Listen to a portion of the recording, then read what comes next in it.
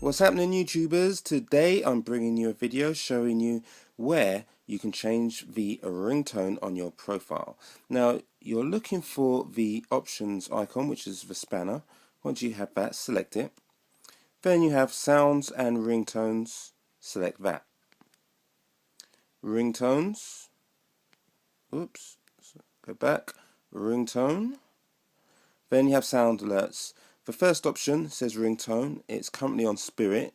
If you press the selection button, you can move to evolving revelation, evolving possibilities, or any one of a number of options here.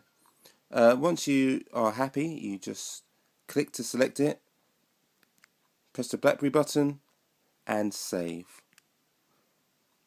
It will ask you if you want it for all profiles or just for normal profile, which I'm using at the moment. When you've done that, come all the way out. It's quite simply as simple as that. Hope that's been useful to you. Please do subscribe. I have many more useful videos on their way. Thanks a lot. Bye.